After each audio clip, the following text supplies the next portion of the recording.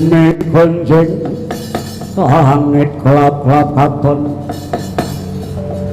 ngerkincang alis risang mawe gandrung nuwun dawuh bareng aku nampa aturmu lakumu nalika semana yen to anak kowe kalaya kenceng tekade gedhe karepe gempreng kaya kidang dipalangi mlumpat diranti pedhot geblas marang pertapan Sukalima satemah saya samar rasaku nanging kepiye wae cer kabeh mau anakku nuruti drenging rasa nggih lepat jagung pangaksama paduka Gusti kula Sang Prabu Hiranyodan angin kula matur dhateng Raden Kalaya sampun boten kirang samukawis namung tetep kenceng tekadipun jinuwun mongko jare Resi Drona kuwi wis tuwa banget wis tuwek 86 luwih iya swani iya wong kono kok diguroni jare senengane bendina kuwi mung klayapan pawarta ingkang sumebar bareng garwane sing widodari Jriwil Utama kuwi ora ana senengane mung dolan nang pasar manuk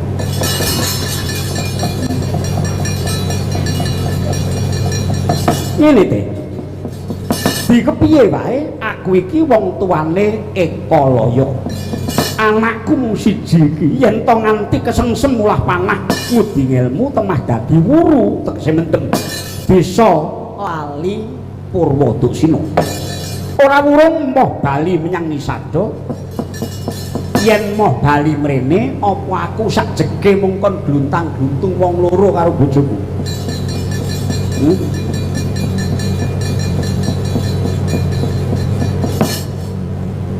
golek kanca yen to nganti ana wong rene ning ya durung mesti nyenengake rasaku nganti titi mangsa iki durung ana wartane mula ayo ngrambu pekabaran liwat Kedung Bandeng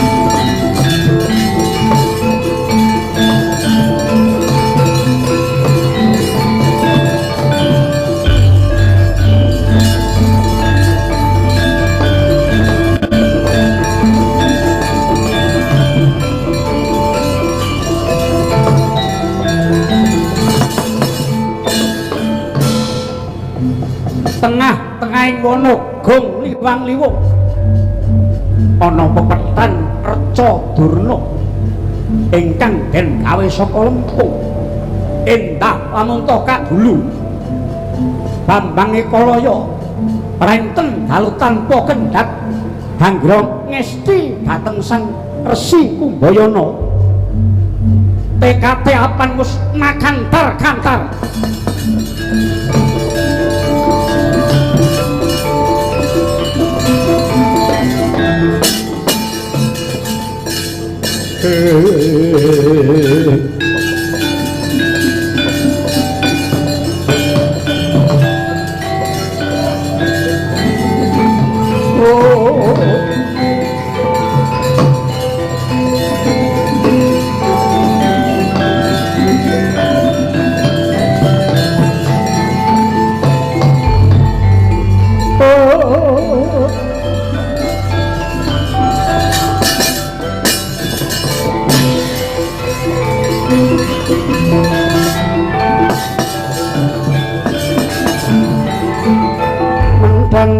Dewa Debya pintu lurinopmi kadhing paryanya kumuning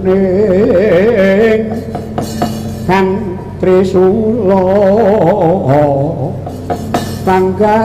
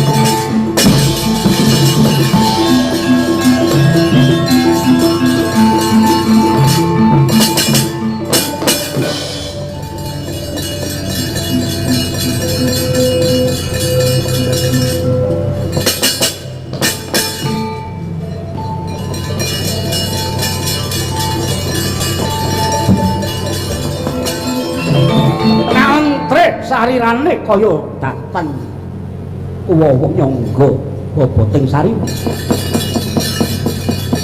dewa dene makse gedhe tekate datan kendho gregete leren sawetawis ngrangkul reca durna atine banget kejiret mung kajiret rasa bekti marang Sang Guru Minulya binasa Sang Kumbayana sejati ingkang kasok katresnane mring Bambang Ekalaya. Auto maklap kaya mapan ana ing alaming pangimpen. Angin ngidit milir tan weruh sangkane saking mbuh-mbuh kang pinangka rawing Sang Hyang Jagat Giripati.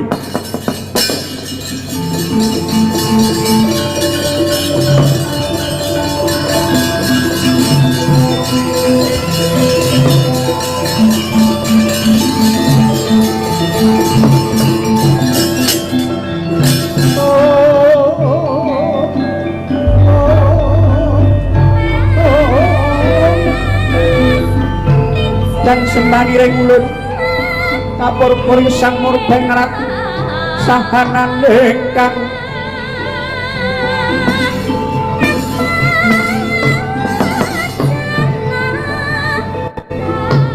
ilaheng awik namastu namasidam kaki bambange kalaya rohanira ulun sang yang guru ya jagat girinata ya jagat giripati aduh ulun sanget boten nginten bilih wonten rawing dewata ing kayiwangan kula ngaturaken pangabekti pupune iya kaki ulun tampa sumurupa kalaya ulun banget karenan marang tekad kita tuhu sira titahing tetep ing sesanggeman banget ngugemi niat nganti ora metung wanci nggonmu gegladen tan kendho tanpa nglokro aduh ulun kula ngaturaken ing panuwun dene paduka tetungguling dewata linangkung kepareng migatosaken dhateng kula kaki nyata sira satriya muda ingkang tanggon tangguh ora wedi nyabrang bebaya boya gelo atinira lan ora serik rasanira tetep percaya lan mituhu marang apa ingkang dadi kapitayanira nglakoni kanthi tumemen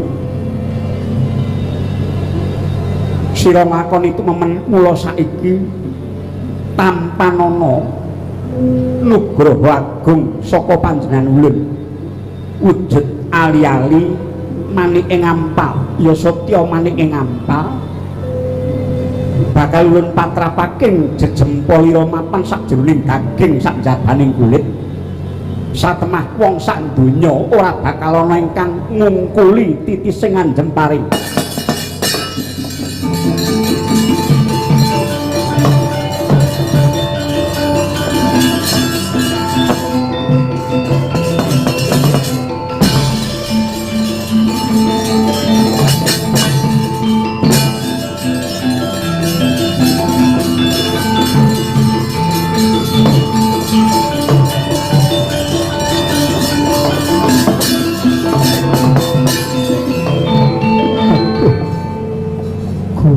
Drona kula sampun kasembadan guru inggih namung bapa Drona ingkang nyurung gregeting manah kula paduka sang guru sejati paduka tansah lenggah wonten ing jiwa raga kula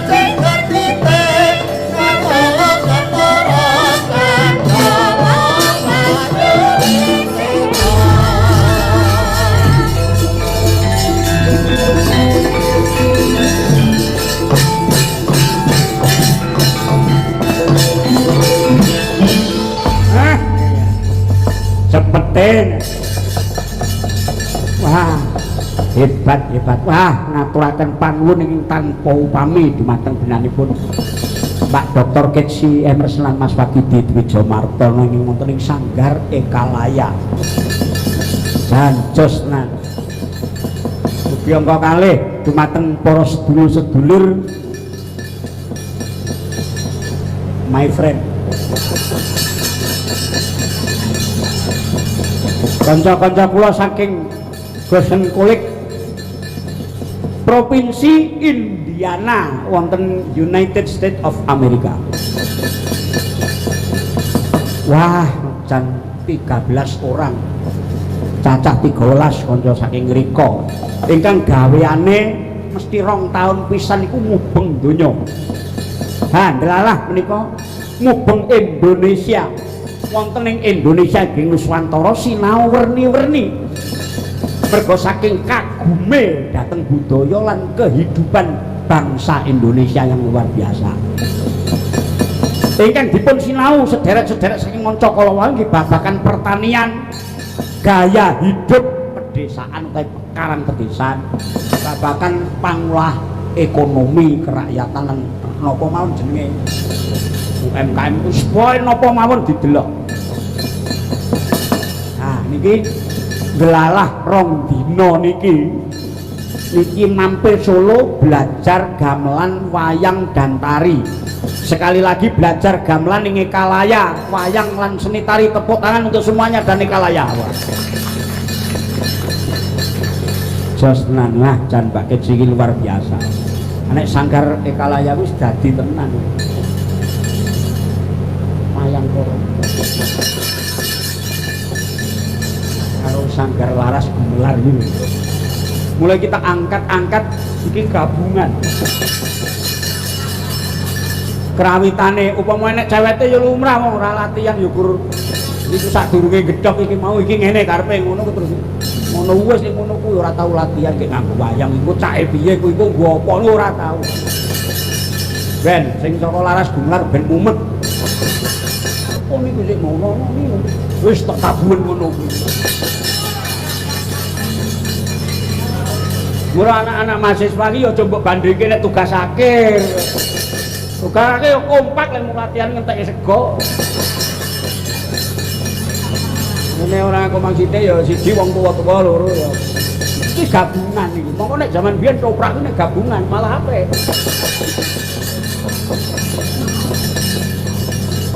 Ini gabungan. Nah, saben 2 tahun pisan iki kanca-kanca saking Christian College itu Amerika saking Indiana, sawijining provinsi wonten ing Amerika. Niku mubeng Pulo Jawa. Sak semester karo para siswa-siswa. Lho, ora penak nek dadi murid luar negeri. Sak semester dijak mubeng ning Pulo Jawa, mongko saka Amerika rene iki ra gatot kan. Nek wong 13 piro. Nek kene cukup MBKM.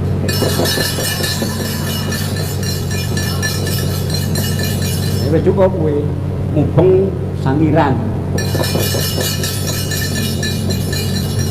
Wah matur sembah pun jantot tenan. Iki kudune nek pakliran pajak iki ora nganggo goro-goro. Bisa meneh iki aja diitung kepiye-piye. Iki padatku, padat cara aku.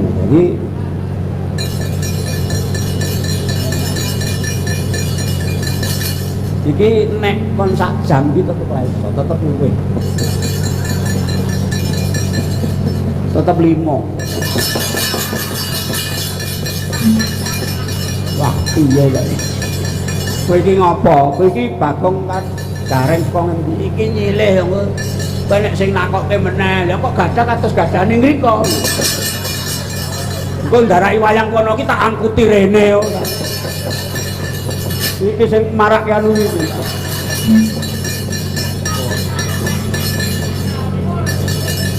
Ana angga sisan wayange Pak Badrun kok rene kok.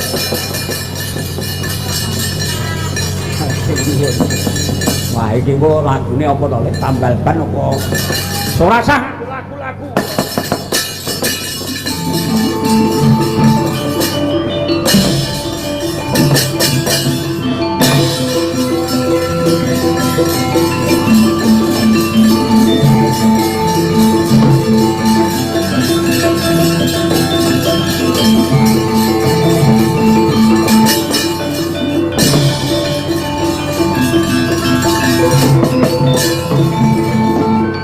Kang Semar kula durna banget katresnane marang Permadi. Kabeh kawruh bab jemparing diparingake prasasat pancuran kang tanpa mandeg. Banjur piwales atur marang Bapa Durna aku kudu kepiye Kyai? Guru niku kewajibane maringke ngelmu tanpa ngarep-arepi wales. Ngoten. Lah, walese nggih mung kedah jaga. Dirungokke iki. Jaga luhuring budi pakarti aja ngelek-eleki jenenge pamu. Ah, iki do ngerti. Nek ngene iki do ora lali. Lan luweh-luweh nganti ngembek asmaning guru sing wis minterake lan wis nuntun marang aku kautaman. Boten Pak. Kowe ndawan-ndawani kowe. Duduk.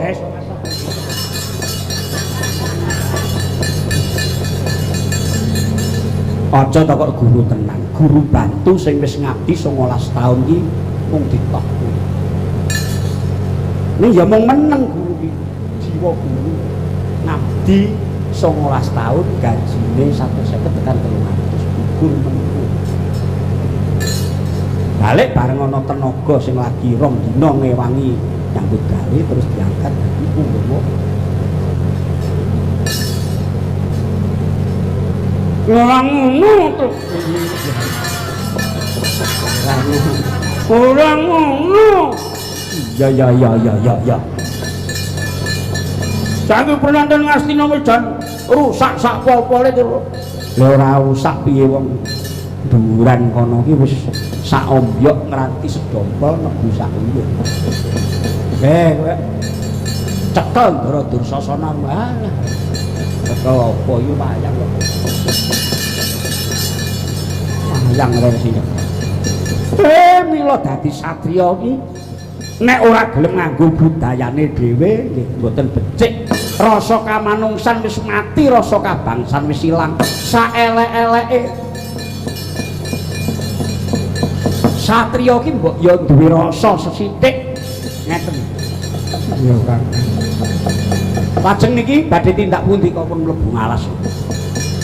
Mun didhawuhi Bapa Durna wasising paring aku kinen bebedak ning alas. Nggih.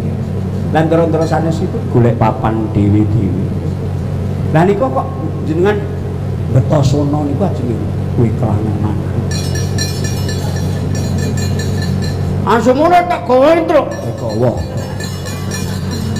Asu kuwi nggeret kereta kok ora. Kirek kenekno. Kaya kereta salju kaya turut. Ayo kakang kok tindak. Oh.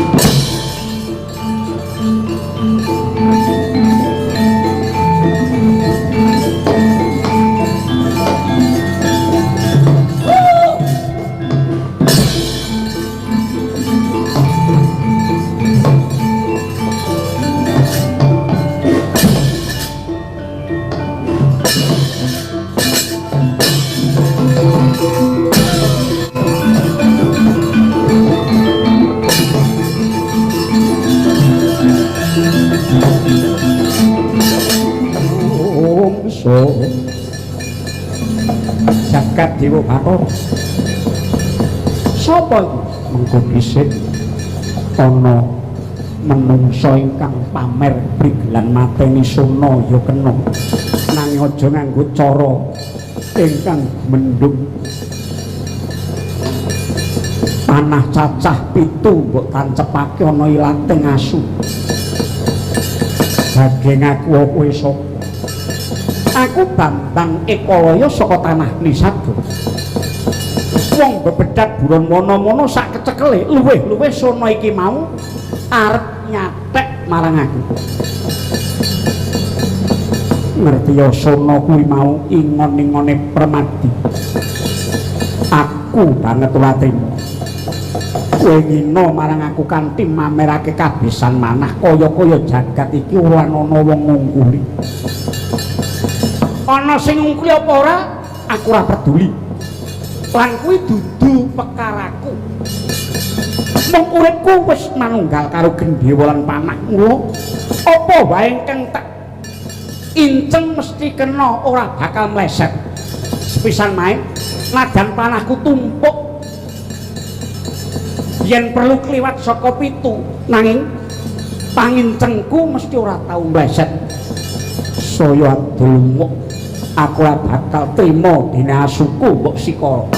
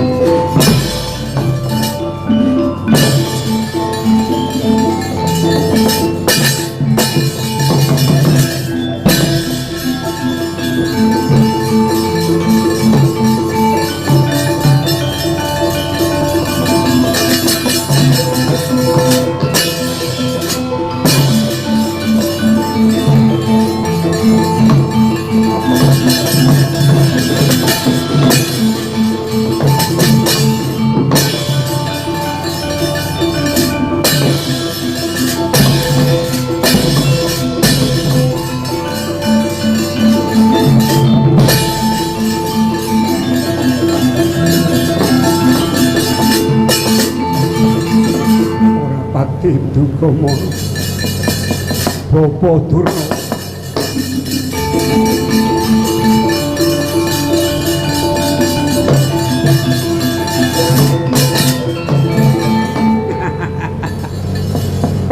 kowe ngucap apa Bapa Durna? Kepribadian manah ngungkuli Permadi ya. Siswane Begawan Drona.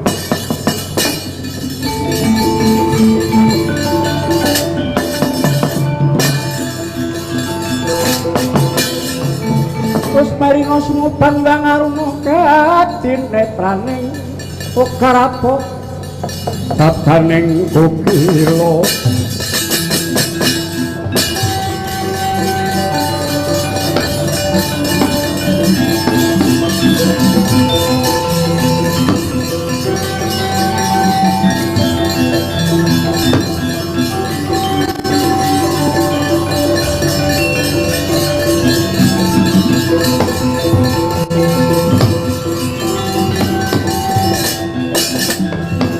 Ilmu iku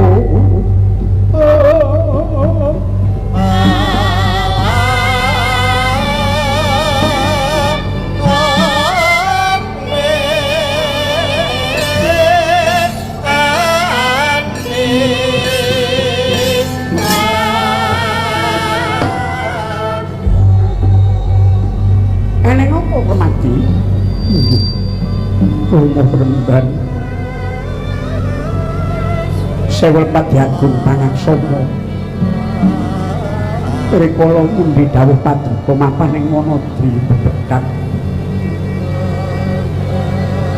ingon-ingon Ulasana ilatipun pinanah dening tiyang saking Nisadeng Kenami Bambang Ekalaya boten trimah raos ing manah kula wekasanipun Pancakara rening sampun adulungi ting warastra jebul Permadi mboten mantra-mantra awit tatas sedaya jemparing kula dening panahipun Ekalaya kajelos rumiyin Bapa Durna paring dawuh bilih kawegigan kula manah mboten wonten ingkang nyundul mongko menika ngakunipun siswanipun Bapa Guru Durna.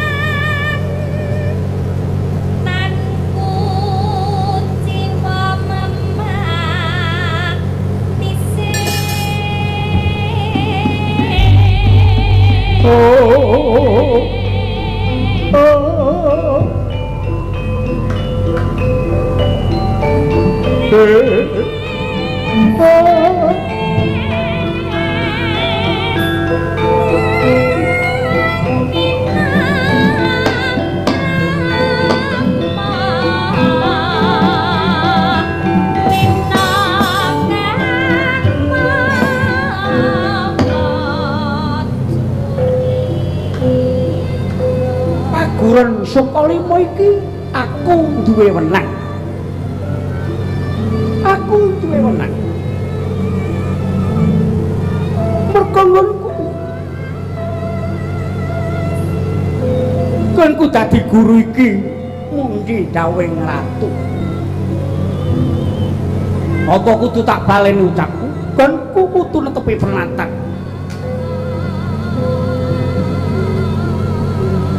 Aku wis kandha ora kena mulang sakliyane Pandhawa Kurawa. Rungokno ya Ekalaya.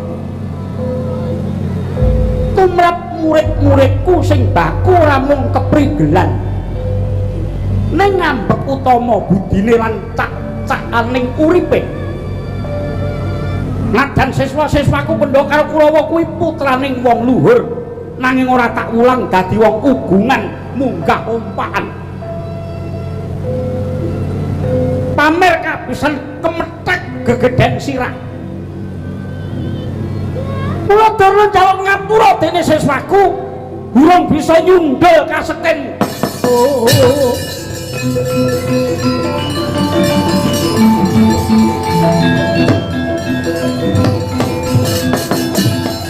Matanani rola melkucenah maratani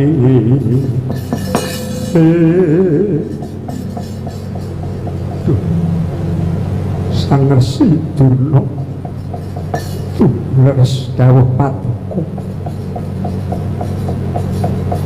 namung raos pitaya setya bekti kula dhateng Resi Kumbayana mboten saged kula sirep tekad kula nalika semanten mboten wangsul dhateng Nisada nanging kula manjing wana ijen tanpa kanthi inggih ngriku kula yasa pepetan reca ingkang kula enta-enta kados Resi Kumbayana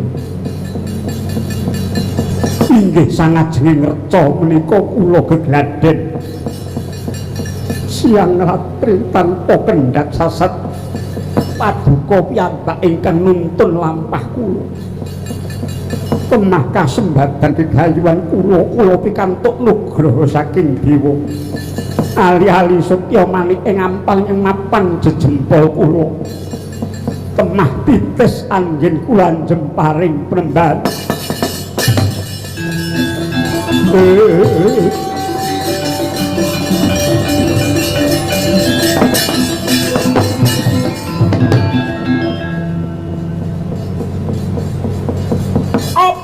mbok tindakake kabeh lan mbok caritakake mau wewenanging kapribadenmu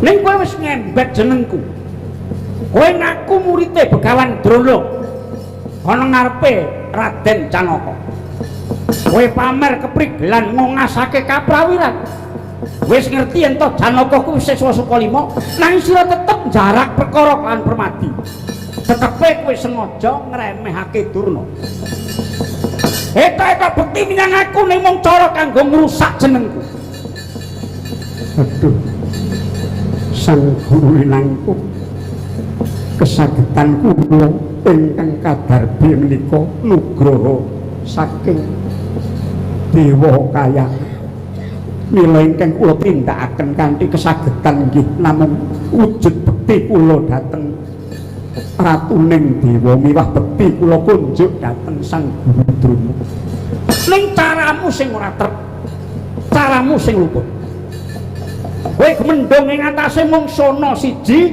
kudune wis mati kanthi panah sawijining kowe pamer panah pitu mbok tancepake bareng ana ilating sona mula adilana awakmu dhewe dhisik sadurunge kowe diadili karo sing gawe urip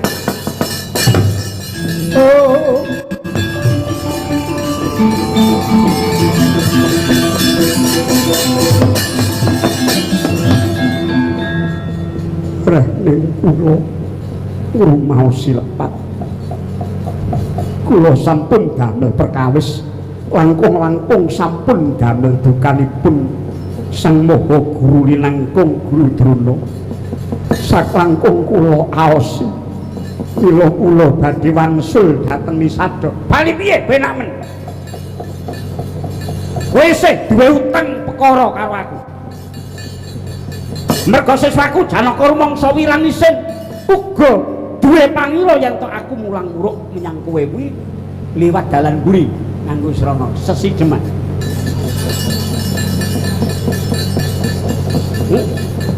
mongka saknyatane ora ngono kuwi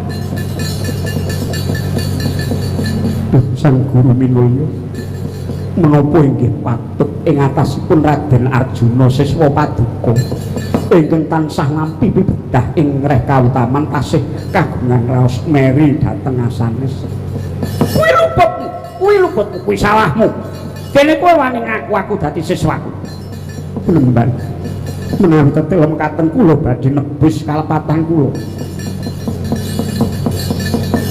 kula badhe wangsul dhateng Nisado lan kula mboten badhe ngetingal malih wonten ing mriki.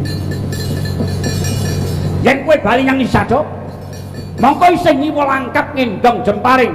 Aku isih samar. Bisa wae kowe kono kowe tetep gemendhong pamer titi sing jemparing. Mongko ngertine wong-wong akeh kowe dikira murite Durna. Oh.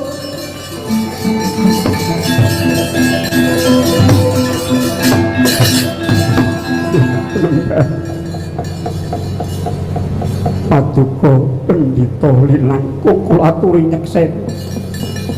Inggih ing ngarsa paduka menika gendhewa miwah panah kula.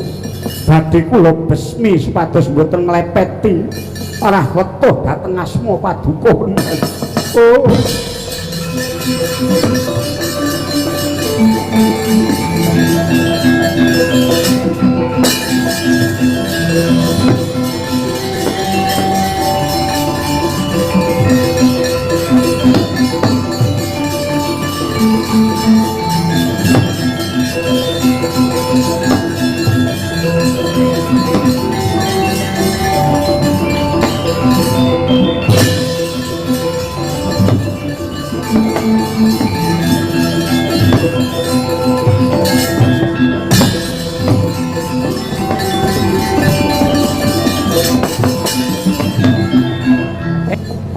Gendhewa karo panah kuwi mung piranti.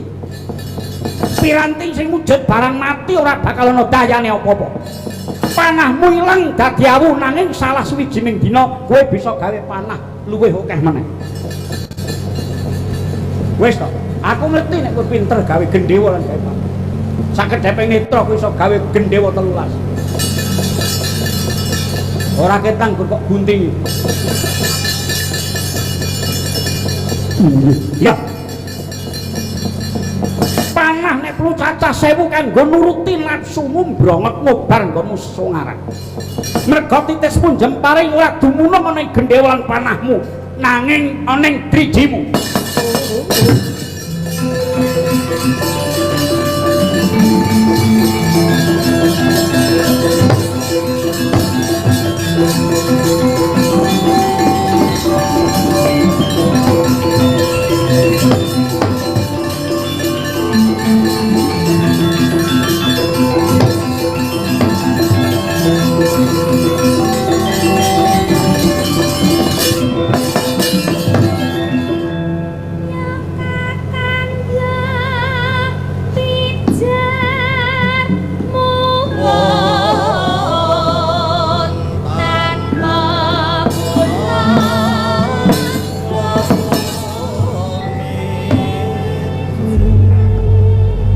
Pindha sinamber gelap atine Bambang Ekalaya kaya rinepek jejantunge dene saparipolahe lan lekase amung tansah gamel cuwaning Sang Druna. Bambuh tambo ingkang renaos siga angacung kang asta hanengge jejempol ingkang wis kasinungan daya luwih dening dewa. Gegayan Aji Sutya Mani ing ampal ingkang nyatane titisingan jemparinging jagat tanpa timbang. Mangkono lolonan Uwasira.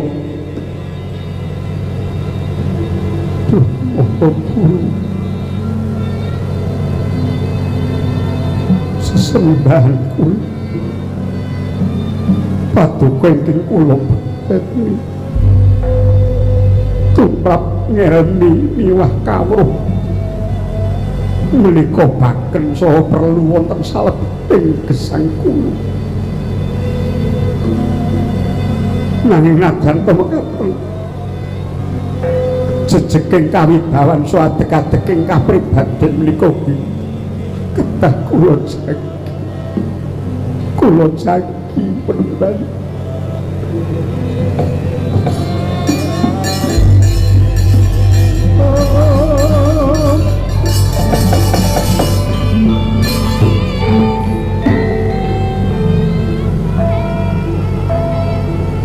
manahipun manungsa terkadang asring dados kurbaning pepenginan ngantosan jalari umuk sesongaran gumendhung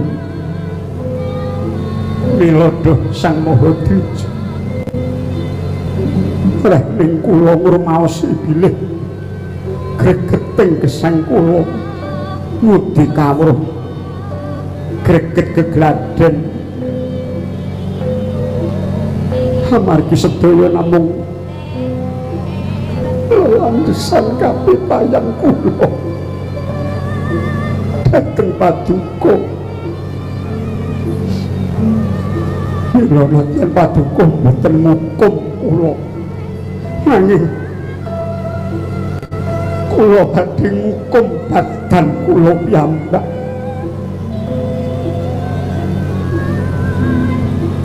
kula badhe ngaturaken tandha bekti kula tandha kasetyan kula kunjuk paduka boten sanes inggih namung jejempol kula ingkang jalari kamurkan kula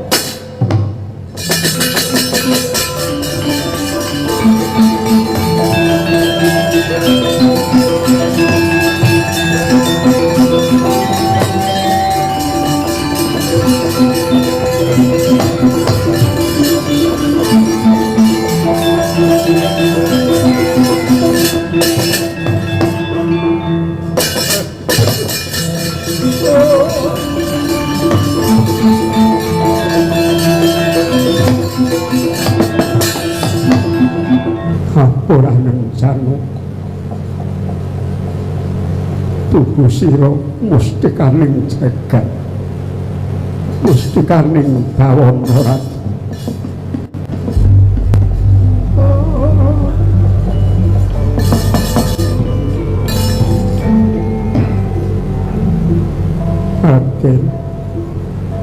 Raden Permati ora ana ceceke atiku pengen ngumpuli kaluwihanira